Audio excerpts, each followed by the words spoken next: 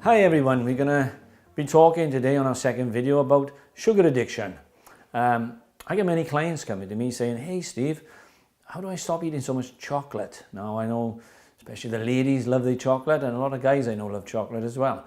But we're all learning through medical professions about the effect of sugar on the body, scientific evidence if you like, and the impact that it can have on people's well-being. So what do we know about sugar is that it sort of gives us a reward, if you like. The brain functions on the rewards from intakes of sugar that puts us on this different sort of feeling, if you like. We get to feel better about things. We got more energy because we've pumped a bit of sugar or ate too much chocolate. But generally people say to me, well, I'm okay most of the day, and then I'll reach a point where my mood seems to dip or my energy seems to drop, and I just fancy that bit of chocolate or that extra bit of sugar in my tea. So what we're doing is we're looking for what are the rewards really about? You know, you're making yourself feel better. So what's happened first? Then something's changed. You're not feeling as good as you were feeling, and then a part of you reaches for that sugar in whatever form you choose. It could be just extra sugar in your tea, it could be a bar of chocolate, it could be all sorts of forms of sugar. So what I've learned from my clients is that they've sometimes attached good times in their lives to the sugar, and sometimes without even realizing they've done it.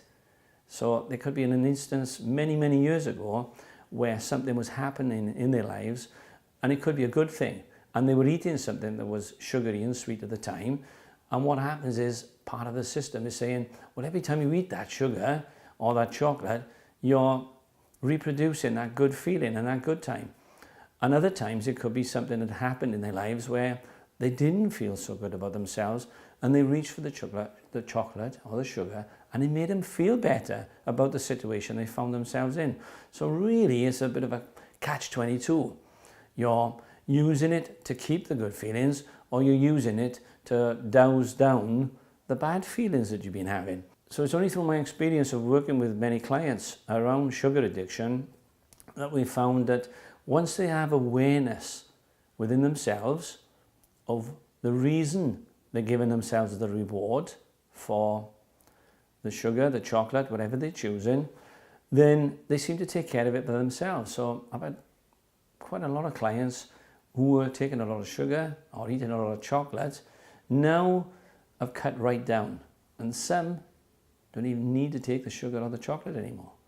So how do I help people to release themselves from the rewards of the addiction of sugar or chocolate? Well, we work with many different techniques, and I'll be asking lots of questions because I'm a mindset coach.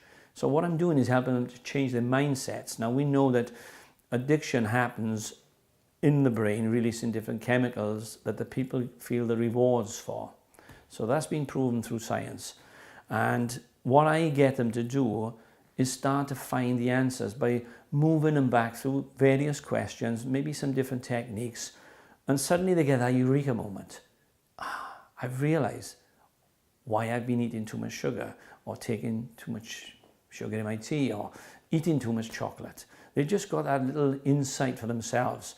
Sometimes that's enough for them to just let go of the reason they're using sugar and chocolate, and they can just pick something differently, you know, something that's more healthy for them, and they don't find the same feelings that they were having before around sugar and chocolate, and they can just glide through the day, choose something different, and find that it doesn't actually start coming up in their lives, because usually there's a little calling like, yoo-hoo, I want you to eat me, I want you to put more sugar in your tea, because you're feeling a little bit down or a little bit less than good, or the energy's down. We get the ability to just say no to that little voice that's calling for that sugar or that chocolate.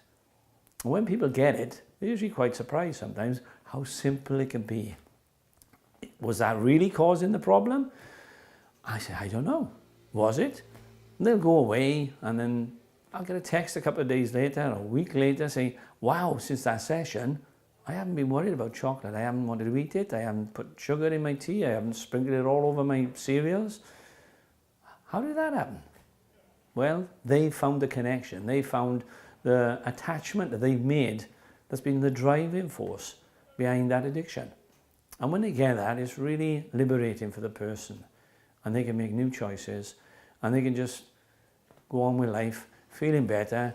And the big thing is that a lot of them tend to let go of the weight that they've been carrying for some time, because we all know sugar, chocolate, doesn't help with the pounds. So I hope you found this information around sugar addiction of value, and you can use it in some way in your life, or find something out to get different rewards, as we've spoken about. So if you've enjoyed this, then please tune in for some more informational insights, if you like, into different areas. And like I've said before, if there's something that somebody out there who's listening to this would like to know more about, or would like us to do a little video on, then please let us know. Inbox us, just message us, do whatever. But get hold of me, and I look forward to speaking to you soon. Just tune into our YouTube channels and watch our videos. Thanks.